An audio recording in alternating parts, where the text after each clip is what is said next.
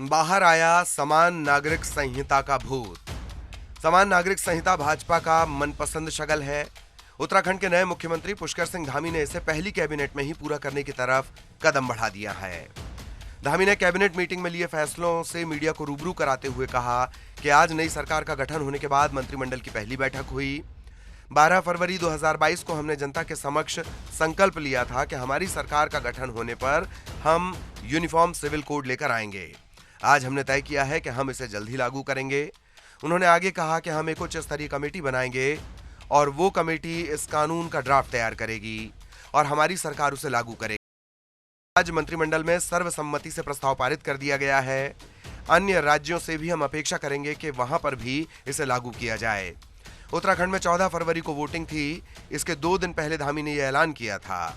इसमें उन्होंने दावा किया था कि उत्तराखंड में जल्द से जल्द समान नागरिक संहिता लागू करने से राज्य में सभी वर्ग के लोगों के लिए समान अधिकारों को बढ़ावा मिलेगा। ये सामाजिक सद्भाव को बढ़ाएगा, लैंगिक न्याय को बढ़ावा देगा, महिला सशक्तिकरण को मजबूत करेगा, राज्य की अवधारणा, सांस्कृतिक आध्यात्मिक पहचान और पर्यावरण की रक्षा करने में मदद करेगा। सीएम धामी ने यह भी कहा कि प्रदेश में नई भारतीय जनता पार्टी के शपथ ग्रहण के तुरंत बाद समान नागरिक संहिता का मसौदा तैयार करने के लिए एक समिति बनाई जाएगी। कमेटी तमाम मसलों पर बात करेगी। समान नागरिक संहिता के तहत सभी लोगों के लिए विवाह, तलाक, जमीन, संपत्ति और विरासत के संबंध में एक समान कानून व्यवस्था का लाभ मिलेगा। इसमें धर्म या आस्था से कोई मतलब नहीं होगा। रिपीट। और जैसा कि होना था, इसे लेकर तमाम प्रतिक्रियाएं सामने आने लगीं। राजनीतिक रूप से इसका विरोध शुरू हो गया। कांग्रेस नेता वसीम जैदी ने यह कहते हुए फैसले पर आपत्ति जताई कि इस कानून से नागरिकों के मौलिक अधिकारों पर कुठाराघात होगा। हालांकि बीजेपी नेता शादाब शम्स ने जैदी की आशंका को सिरे से खारिज कर दिया। उन्होंने उलट दावा करते हुए कहा कि जिन नागरिकों के अधिकार प्रभावित होने की आशंका जताई जा रही है, दरअसल समान नागरिक संहिता से वो और सशक्त होंगे। ये फैसला अधिकारों को खतरे में डालने वाला नहीं, बल्कि अधिकार देने वाला है। वेब अखबार की रिपोर्ट।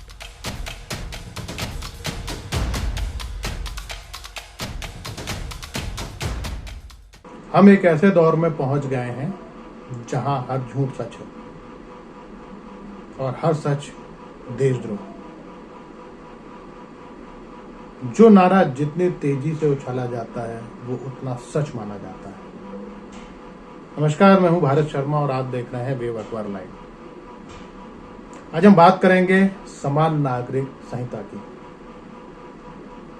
समान नागरिक संहिता भारतीय जनता पार्टी का एक ऐसा ही नारा है जैसा नारा धारा 370 था, जैसा नारा 3 तलाक था। इसका अगला चरण समान नागरिक संहिता है।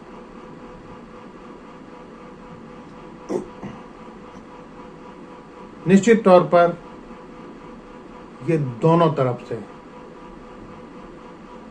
मैं अगर बीजेपी की बात करूं उसकी तरफ से, मैं अगर मुस्लिम संगठनों की बात करूं उनकी तरफ से, ये एक ऐसा शिगुफा है जो इस देश के एक बड़े जनमत को उलझाए रखता है।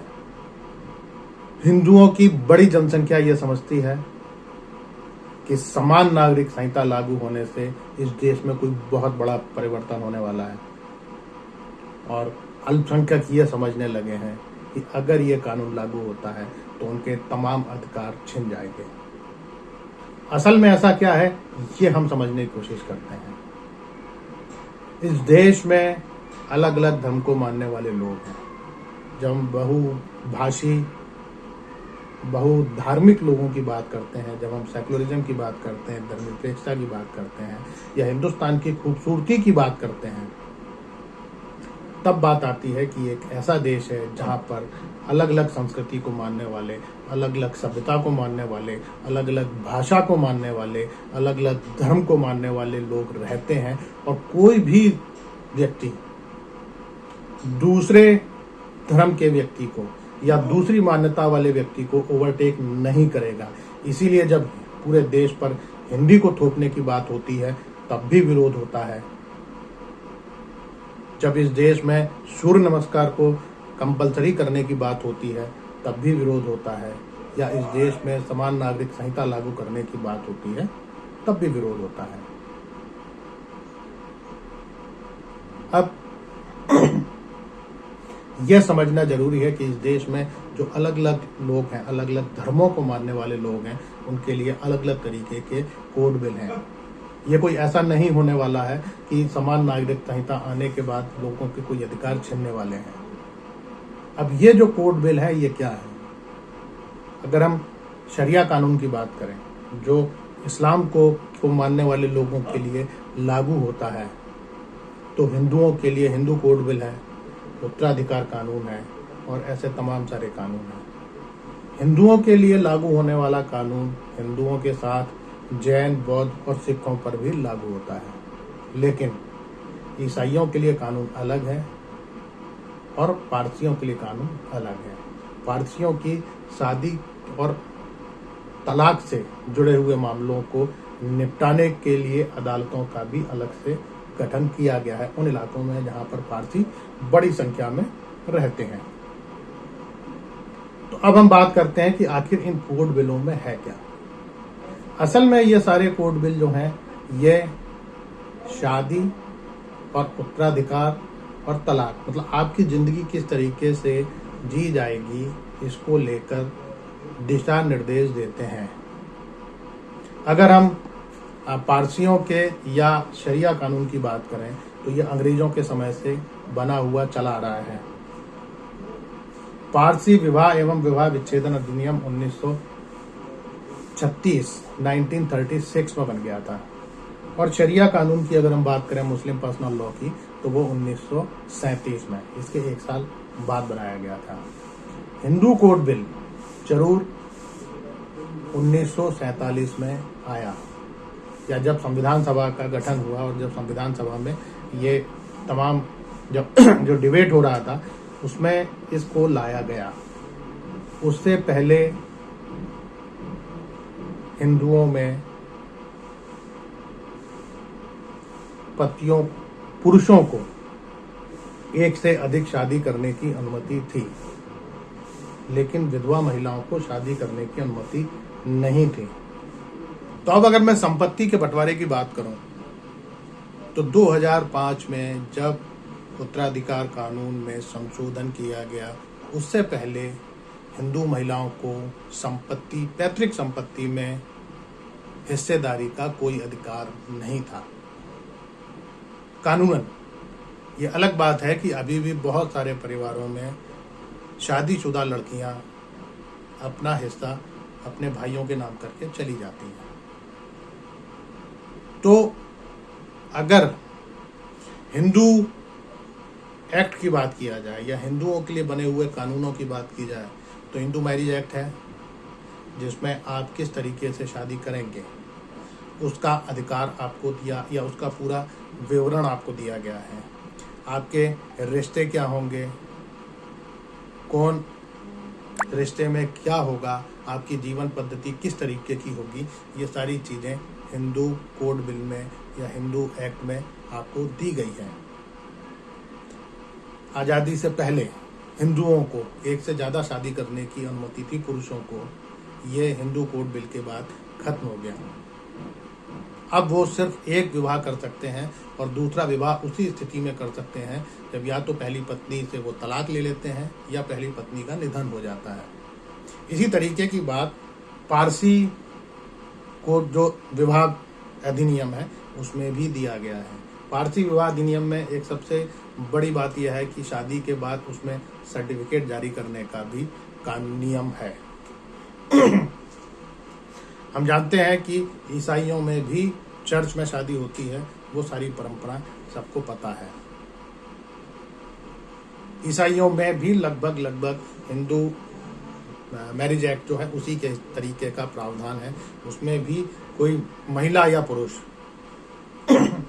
उस वक्त तक शादी नहीं कर सकता है जब तक उसका पहला पति जिंदा है या उसने आपस में, या उसकी पत्नी जिंदा है या उन लोगों ने आपस में तलाक नहीं लिया है। धर्म के आधार पर बने अगर कानूनों की हम बात करें तो इसमें आपके शादी, आपके विवाह, आपका तलाक गोद लेने की परंपरा और संपत्ति का बंटवारा, ये जो प्रावधान है वो जुड़े हुए हैं। मैं ईसाई और पारसियों की बात नहीं करता, मैं केवल हिंदू और मुसलमान की बात इसलिए यहाँ पर कर रहा हूँ इन दोनों कोड बिलों की, क्योंकि सबसे ज़्यादा विवाद की जो स्थितियाँ बनती हैं वो इसी में बनती हैं। जैसे ही समान नागरिक संहिता की बात आती है, हिंदुओं को ये लगता है कि अब उनको उसी तरीके की चीज़ें मिलने वाली हैं जिस तरीके की धारा 370 खत्म होने पर उन्हें मिल चुकी हैं। जो लोग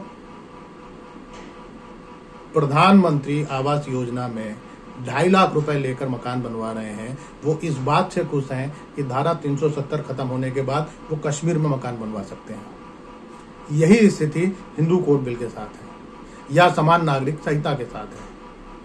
उनको लगता है कि मुसलमानों को कुछ विशेष तरीके की या अल्पसंख्यकों को, सारे ही अल्पसंख्यकों को कुछ विशेष तरीके की सुविधाएं दी गई हैं, वो उनसे छीन ली जाएंगी। ये उसी तरीके की बात है जिस तरीके से हम कश्मीर को स्पेशल स्टेटस देने की बात करते हैं या 370 खत्म होने के बाद वो जो विशेष दर्जा था कश्मीर का वो खत्म हो गया। उससे जो है वो हम लोग काफी उत्साहित और प्रफुल्लित हैं। तो यही बात है कि अगर समान नागरिक संहिता अगर लागू हो जाएगी तो उससे अल्पसंख्यकों को मिला विशेष दर्जा खत्म हो जाएगा। लेकिन क्या ऐसा है?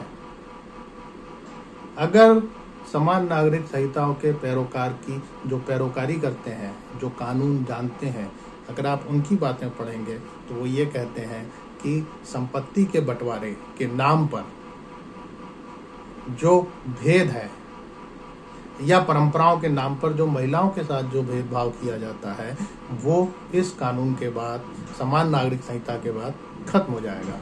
दूसरी चीज, अलग अलग धर्म के आधार पर जो अलग अलग अदालतें बनाई गई हैं या जो अलग अलग कानून बनाए गए हैं, उन पर जो खर्च होता है या जो बर्डन होता है कानून का, जो अदालतों का, उसके ऊपर असर आएगा और वो कम होगा। अब मैं बात करता हूँ मुसलमानों में संपत्ति को लेकर महिलाओं के अधिकार की थोड़ी सी एक बात करता हूँ। कुरान में महिला और पुरुष को शुरू से बराबर माना गया है, इसलिए महिलाओं को पहले से ही संपत्ति का अधिकार, अपने पिता की संपत्ति में उसे संपत्ति का अधिकार रहता है। लेकिन महिलाओं को पुरुषों की तुलना में संपत्ति का अधिकार कम होता है। इसलिए कम होता है क्योंकि कुरान ये मानती है या शरिया कानून ये मानता है कि जो हक और महर की रकम शादी के समय उस महिला को दी जाती है वो एक तरीके की सामाजिक सुरक्षा होती है और वो चूंकि पुरुष को देनी होती है, इसलिए पुरुष का अधिकार, पुरुष को की जरूरतें ज्यादा होती हैं। उस महिला को अपने पति से भी संपत्ति मिलती है हक और महर के तरह के आधार पर, और अपने पिता की संपत्ति में से भी संपत्ति मिलती है, इसलिए वो आर्थिक रूप से सुरक्षित होती है। इसीलिए उसे पुरुष की तुलना में कम संपत्ति दी जाती है। अब दूसरी बात है तलाक की बात। तो जो 3 तलाक की जो बात कानून में जो थी, या जिस 3 तलाक को बोलने के आधार पर उस महिला को तलाक मिल जाया करता था या उस पुरुष को तलाक मिल जाया करता था, वो 3 तलाक का प्रावधान हमारी सरकार ने खत्म कर दिया है। तो अब अगर आप पर्सनल लॉ की बात करेंगे तो उसमें क्या रह गया? तलाक हट गया। शादी हो गई, निकाह जो है, जो निकाह पढ़ा जाएगा और किस तरीके से जो शादी की रीति रिवाज होगी वो उसमें है।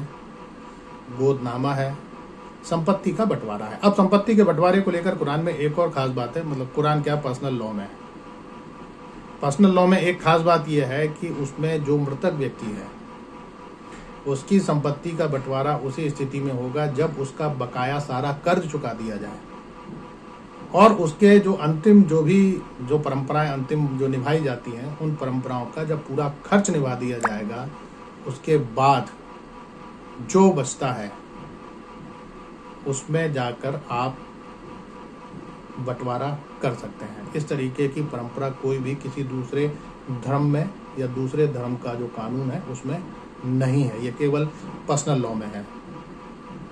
तो इसलिए अब बात आ जाती है, हम यहाँ से बात शुरू करते हैं। निकाह वहाँ होता है, फेरे हमारे यहाँ होते हैं। संपत्ति के बंटवारे में वहाँ पर भी महिलाओं को अधिकार था पहले से।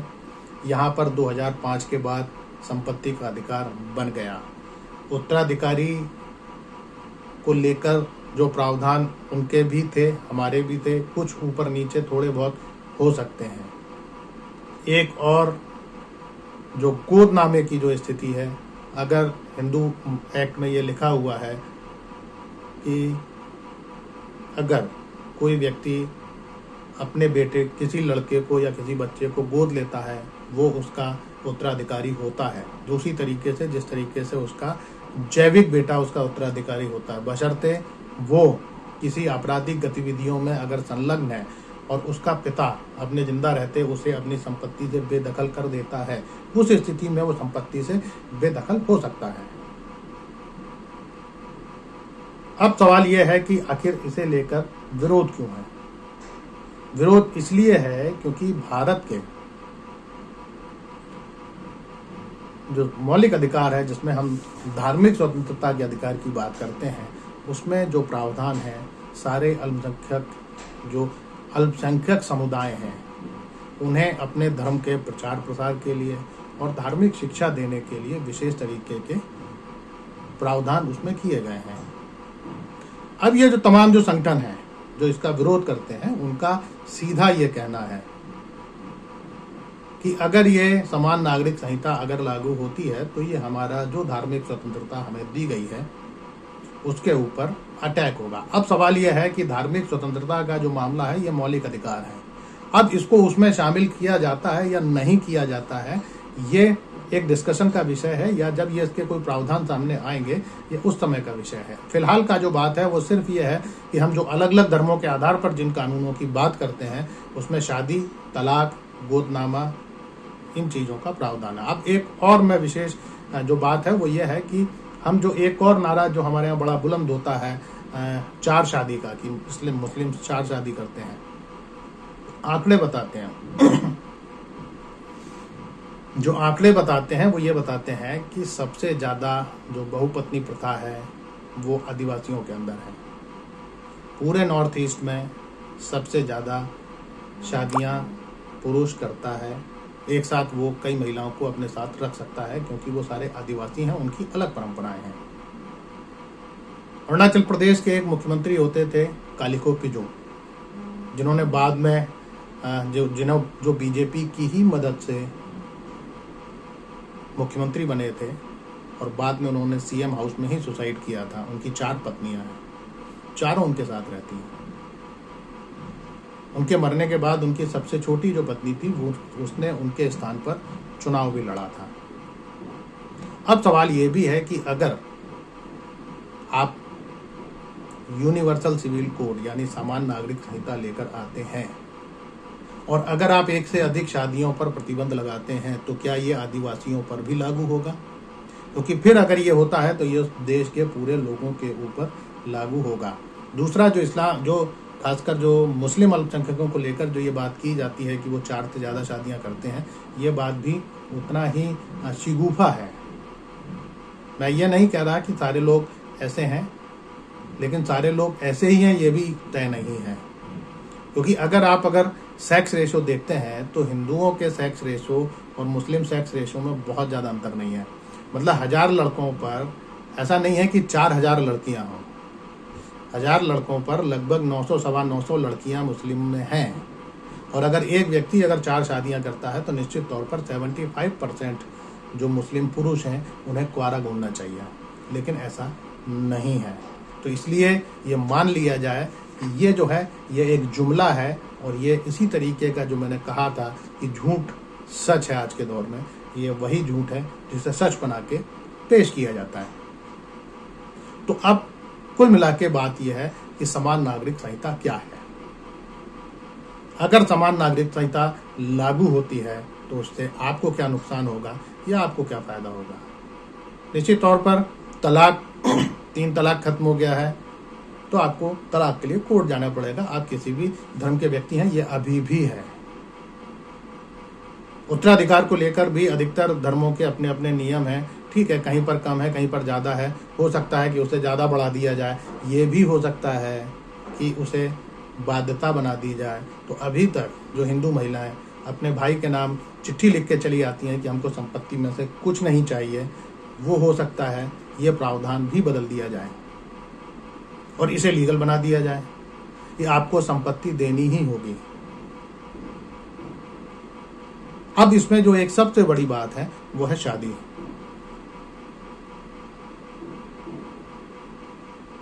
अगर समान नागरिक संहिता लागू होती है तब फिर शादियों का स्वरूप क्या होगा?